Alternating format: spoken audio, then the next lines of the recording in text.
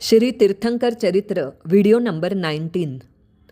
हम जहाँ पे श्री तीर्थंकर चरित्र इस किताब में प्रथम तीर्थंकर श्री आदिनाथ परमात्मा का चरित्र पूर्ण होने के बाद हम पंच कल्याणक के बारे में जान रहे हैं।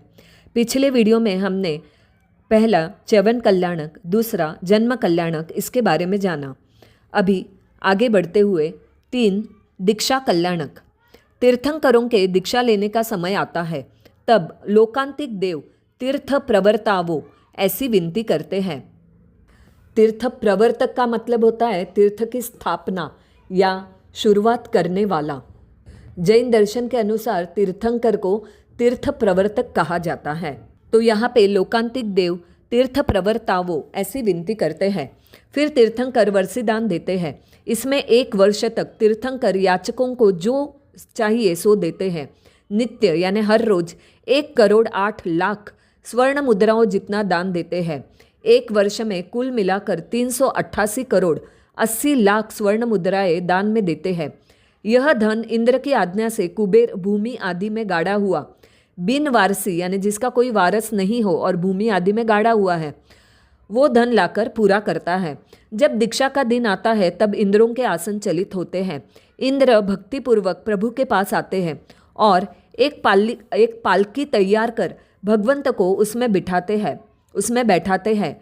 फिर मनुष्य और देव सब मिलकर पालकी उठाते हैं, प्रभु को वन में ले जाते हैं। प्रभु वहाँ सब वस्त्रालंकार उतार कर डाल देते हैं और इंद्र देव दुष्य वस्त्र देता है, उसे ग्रहण करते हैं। फिर वे केश लुंचन करते हैं। सौधर्मेंद्र उन केशों को अपने पल्लों में ग्रहण कर क्षीर समुद्र में डाल आता है। तीर्थंकर फिर सावध्य योग का त्याग करते हैं। सावध्य योग यानी पाप युक्त कर्म या दोषपूर्ण आचरण। तो तीर्थंकर फिर सावध्य योग का त्याग करते हैं, अर्थात करेमी सामायम सूत्र द्वारा प्रतिज्ञा ग्रहण करते हैं। उसी समय उन्हें मनः पर्यवज्ञान उत्पन्न होता है।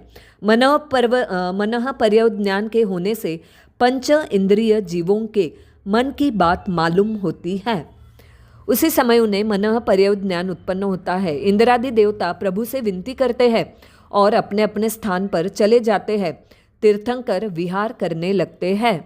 तो ये हमने जाना 3 दीक्षा कल्याणक। अभी 4 केवल ज्ञान कल्याणक। सकल संसार की समस्त चराचर की बात जिस ज्ञान द्वारा मालूम होती है उसे केवल ज्ञान कहते हैं। जिस दिन यह ज्ञान उत्पन्न होता है उसी दिन से तीर्थंकर नाम कर्म का उदय होता है और तीर्थ की स्थापना करते हैं। जब यह ज्ञान उत्पन्न होता है तब इंद्रादि देव आकर उत्सव करते हैं और प्रभु की धर्मदेशना सुनने के लिए समवसरण की रचना करते हैं। इसकी रचना देवता मिलकर करते हैं। यह यानी समवसरण 1 योजन के विस्तार में रचा जाता है। वायु कुमार देवता भूमि साफ करते हैं। मेघ कुमार देवता सुगंधित जल बरसाकर छिड़काव लगाते हैं। व्यंतर देव स्वर्ण मणि और रत्नों से फर्श बनाते हैं। पचरंगी फूल बिछाते हैं और रत्न मणि और मोतियों के चारों तरफ तोरण बांध देते हैं।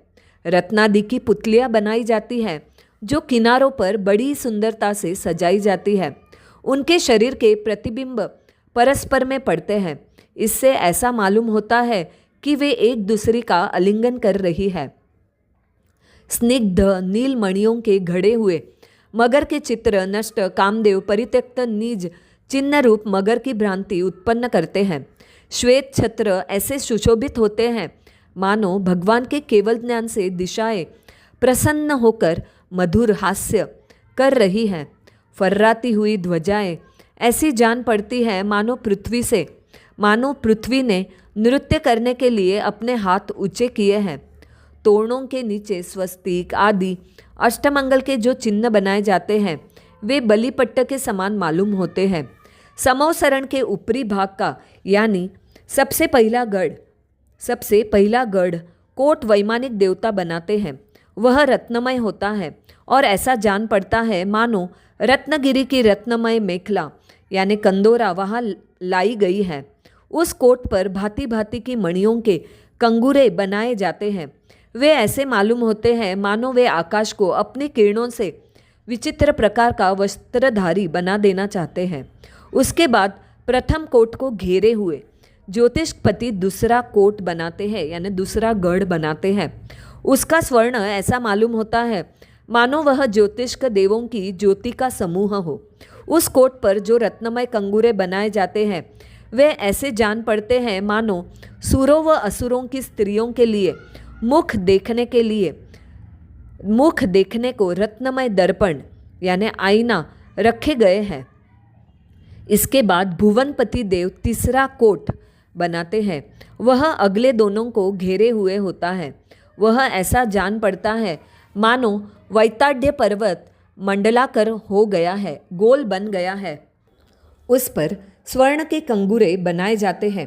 वे ऐसे जान पड़ते हैं मानो देवताओं की वापिकाओं के बावड़ियों के जल में स्वर्ण के कमल खिले हुए हैं।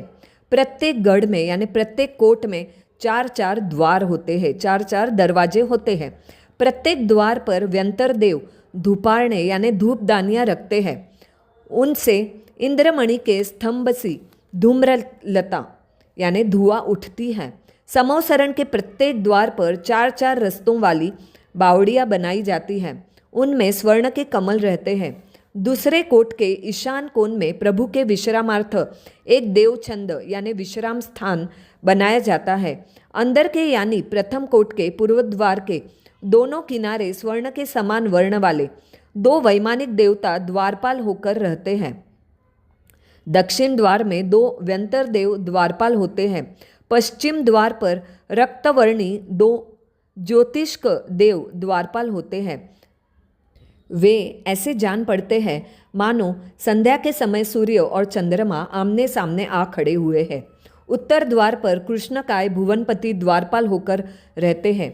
दूसरे कोट के चारों द्वारों पर क्रमशः अभय, पास, अंकुश और मुद्गर को धारण करने वाली श्वेतमणि, शोणमणि, स्वर्णमणि और नीलमणि के समान कांति वाली पहले ही की तरह 4 निकाय की यानी 4 जाति की जया, विजया, अजिता और अपराजिता नाम की 2-2 देवियाँ प्रतिहार यानी चौबदार बनकर खड़ी रहती हैं और अंतिम कोट के चारों दरवाजों पर तुम्बरू, खट्टवांधधारी, मनुष्य मस्तक, मालाधारी और जटा मुकुट मंडित नामक 4 देवता द्वारपाल होते हैं। समोसरण के मध्य भाग में व्यंतर देव 3 कोस का ऊंचा एक चैत्य वृक्ष बनाते हैं। उस वृक्ष के नीचे विविध रत्नों की एक पीठ रची जाती है। उस पीठ पर अप्रतिम मणिमय एक छंदक बैठक रची जाती है। छंदक के मध्य में पाद पीठ सहित रत्न सिंहासन रचा जाता है। सिंहासन के दोनों बाजू 2 यक्ष चामर लेकर खड़े होते हैं। समोसरण के चारों द्वार पर अद्भुत कांति के समूह वाला एक धर्मचक्र स्वर्ण के कलश में रखा जाता है। भगवान 4 प्रकार के वैमानिक, भुवनपति, व्यंतर और ज्योतिष्क देवताओं से परिवेष्टित समोसरण में प्रवेश करने को रवाना होते हैं। उस समय सहस्त्र पत्र वाले स्वर्ण के 9 कमल यानी 9 लोटस 9 कमल बनाकर देवता भगवान के आगे रखते हैं। भगवान जैसे जैसे आगे बढ़ते जाते हैं वैसे ही वैसे देवता पिछले कमल उठाकर आगे धरते जाते हैं। भगवान पूर्व द्वार के समोसरण में प्रविष्ट होकर चैत्य वृक्ष की प्रदक्षिणा करते हैं और फिर तीर्थ को नमस्कार कर, तीर्थ को यानी साधु साध्वी शावक और शाविका के समूह को क्या कहते हैं? तीर्थ कहते हैं। तो फिर तीर्थ को नमस्कार कर सूर्य जैसे अंधकार को नष्ट करने के लिए पूर्वासन पर आरूढ़ होता है, वैसे ही मोह रूपी अंधकार को छेदने के लिए प्रभु पूर्वाभिमुख सिंहासन पर विराजते हैं। तब व्यंतर अवशेष 3 तरफ भगवान के रत्न के 3 प्रतिबिंब बनाते हैं। यद्यपि देवता प्रभु के अंगूठे जैसा रूप बनाने की भी शक्ति नहीं रखते हैं, तथापि प्रभु के प्रताप से उनके बनाए हुए प्रतिबिंब प्रभु के स्वरूप जैसे ही बन जाते हैं। प्रभु के मस्तक के चारों तरफ फिरता हुआ शरीर की कांति का मंडल, भामंडल प्रकट होता है। उसका प्रकाश इतना प्रबल होता है कि उसके सामने सूर्य का प्रकाश भी जुगनू सा मालूम होता है। प्रभु के समीप एक रत्नमय ध्वजा होती है। वैमानिक देवियाँ पूर्व द्वार से प्रवेश करती है। 3 प्रदक्षिणा देती है और तीर्थकर तथा तीर्थ को नमस्कार कर प्रथम कोट में साधु साध्वियों के लिए स्थान छोड़कर उनके स्थान के लिए मध्य भाग में अग्निकोण में खड़ी रहती है।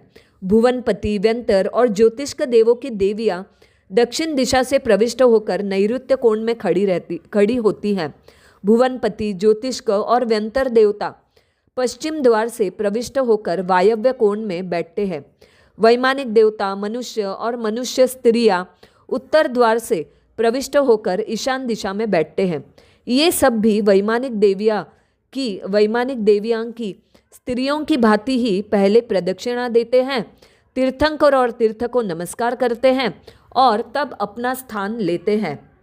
वहाँ पहले आए हुए, चाहे वे महान रुद्धि वाले हो या अल्प रुद्धि वाले हो, जो कोई पीछे से आता है उसे नमस्कार करते हैं और पीछे से आने वाला पहले से आकर बैठे हुओं को नमस्कार करता है।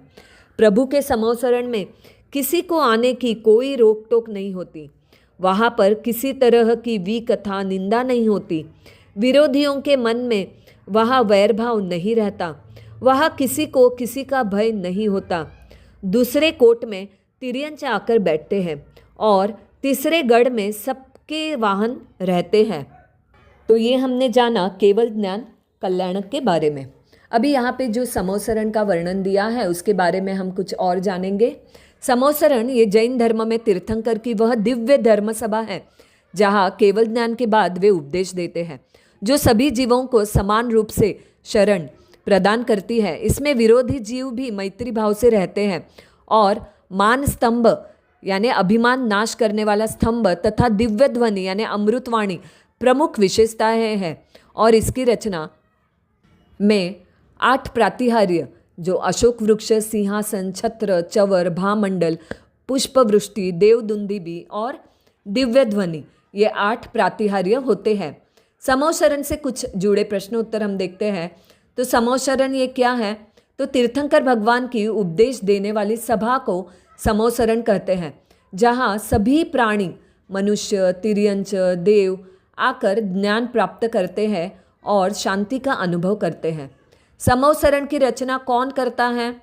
तो सौधर्म इंद्र की आज्ञा से कुबेर विशेष रत्नों और मणियों से समोसरण की रचना करते हैं। ये कब बनता है? तो तीर्थंकर को तपस्या के बाद केवल ज्ञान, पूर्ण ज्ञान प्राप्त होता है, तब समोसरण की रचना होती है। इसकी मेन विशेषताएं क्या है? तो यहाँ पे जन्मजात विरोधी जीव भी हो, जैसे शेर और गाय, सर्प, नेवला, वो भी प्रेम पूर्वक रहते हैं और एक साथ पानी पीते हैं।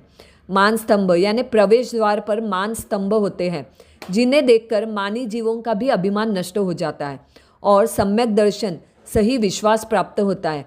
दिव्य ध्वनि यानी भगवान के मुख से निकलने वाली अर्धमागधी भाषा की ओमकार ध्वनि, जो सभी को सभी भाषा में अपनी अपनी भाषा में सुनाई देती है।